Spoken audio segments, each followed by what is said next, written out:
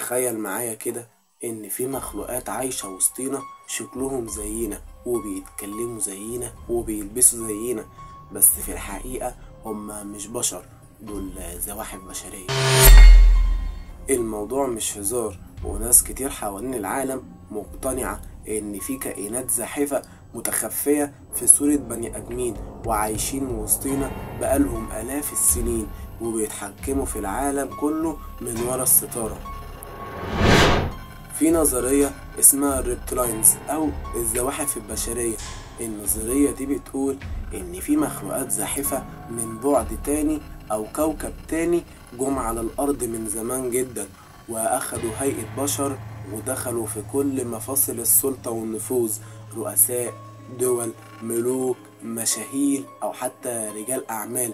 وكل الناس اللي في إيدها القرار بيقولوا إن الزواحف دي عندها قدرة تتحول بيها لأي شخص تاني، وخصوصا شكل الإنسان. يعني ممكن يكون واحد من جيرانك، أو يمكن مديرك في الشغل، أو حتى مذيعك المفضل. أكتر حد اشتهر بترويج النظرية دي هو واحد اسمه ديفيد إيك. ده إنجليزي وكان لاعب كرة قدم، وبعد كده بقى مؤلف ومحاضر، وابتدى يتكلم عن الزواحف البشرية من التسعينات، وقال إن العائلات المالكة في أوروبا وخصوصا العيلة الملكة البريطانية هم في الحقيقة زواحف متنكرين على هيئة بشر. وقال كمان إنهم بيتغذوا على طاقة الخوف، وإنهم بيعملوا أحداث مرعبة في العالم عشان البشر يفضلوا خايفين على طول، لأن الخوف بيغذيهم. ومن الحاجات اللي خلت النظرية دي تنتشر أكتر إن في فيديوهات منتشرة على الإنترنت بتظهر فيها شخصيات مشهورة زي رؤساء أو مذيعين بيحصل تشويش في صورتهم، وتحس إن عينيهم بتتحول فجأة، شكلها مش طبيعي، كأنها عيون زواحف بتلمع لمعة غريبة. وطبعا الناس اللي بتصدق النظرية دي بتقولك أهو ده الدليل اللي بيكذبوه، بيقولوا إنها مشاكل في الكاميرا أو الفيديو مش أكتر من كده. بس استنى، الموضوع مخلصش لغاية هنا. في ناس بتقول إن الزواحف البشرية مش بس موجودين دلوقتي، لأ، دول موجودين من زمان جدا جدا، من عصور ما قبل التاريخ. بيقولوا إن حضارات كبيرة زي السومريين والمصريين القدماء كانوا عارفين عن الموضوع دوت، وكان في تماثيل ورسومات في المعابد بتوضح كائنات بجسم بني آدم ورأس زاحف، أو عيونهم عاملة زي عيون التماسيح. وفي برديات فرعونية فيها رسومات غريبة جدا. ناس كتير بتقول إنها دليل إن القدماء المصريين اتعاملوا مع كائنات مش من الأرض بس، ويمكن فعلا الزواحف البشرية كانوا من ضمنهم.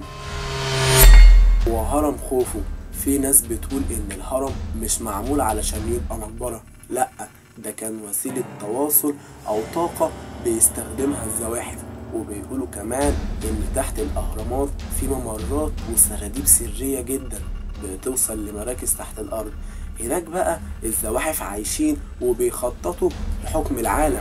طبعا مفيش نظرية مؤامرة محترمة من غير ما تدخل أمريكا في النص. في نظريات بتقول إن رؤساء أمريكا نفسهم مش بشر، لأ، دول زواحف. يعني مثلا زي جورج بوش الأب والابن أوباما، وحتى هيلاري كلينتون، كلهم اتقال عنهم إنهم زواحف متنكرين ومجرد أدوات في خطة الزواحف للسيطرة على كوكب الأرض بأكمله. وطبعا كل المؤسسات الكبيرة زي الأمم المتحدة أو البنك الدولي أو حتى الناسا للمخابرات، كلهم على حسب النظرية متحكم فيها من الزواحف، وهم اللي بيختاروا مين يترشح ومين يكسب ومين يموت ومين يعيش. وفي نظرية بتقول إن الزواحف دي عايزة تقلل عدد سكان العالم علشان تفضل مسيطرة، وبتقول إنهم ورا الأمراض اللي بتنتشر بسرعة، وورا الأدوية اللي بتتعب الناس بدل ما تعالجهم، وورا الحروب اللي بتخلص على ملايين. طب ليه محدش اكتشفهم لحد دلوقتي؟ اللي بيصدقوا النظرية دي بيقولوا إن الزواحف أذكى من كده بكتير، وإن عندهم تكنولوجيا متطورة جدا وبيستخدموها عشان يخفوا نفسهم، وكمان بيستخدموا الإعلام عشان يضحكوا على الناس ويشتتوهم ويخلوهم يضحكوا على كل اللي بيجيب سيرة الزواحف. ولو فكرت فيها هتلاقي ان كل مرة حد يتكلم عن الزواحف او المؤامرات الناس بتضحك عليه وتقول عليه مجنون. طب ما يمكن هو مش مجنون، يمكن هو عرف حاجة هما مش عايزيننا نعرفها. بس الأغرب من كده إن في ناس بتقول إن الزواحف دي مش بس متنكرين كبشر، لأ، دول بيتجوزوا من البشر كمان وبيخلفوا أولاد نصهم بشري ونصهم زاحف، وأولادهم دول بيبقوا جواسيس ومتنفذين بيشتغلوا لصالحهم وبيكبروا معانا عادي جدا وبيبقوا عاديين جدا لحد ما يجيلهم وقت المهمة. في كمان قصة شهيرة عن واحدة ست أمريكية كانت بتقول إنها كانت متجوزة واحد وكل حاجة كانت عادية جدا، لحد ما في مرة صحيت عليه وهو بيتحول قدامها، بتحلف إنه كان شكله مرعب جدا وعينيه اتغيرت وجسمه اتبدل وصوته بقى غريب جدا وبيقول لها ما تخافيش، وانتهى المشهد بسرعة. طبعا الناس قالت عليها مجنونة وفي ناس صدقتها وقالوا ان ده حصل فعلا قبل كده مع غيرها. في النهاية سواء صدقت او لا، لازم نعترف ان النظرية دي منتشرة جدا وفي ناس كتير مؤمنة بيها وبتفتح باب لأسئلة كبيرة جدا. هل احنا لوحدنا فعلا في الكون؟ طيب هل ممكن في كائنات تانية بتحكم في مصيرنا واحنا مش واخدين بالنا؟ ولو ده حقيقي ازاي نعرفهم؟ وهنعمل ايه لو اكتشفنا انهم موجودين فعلا؟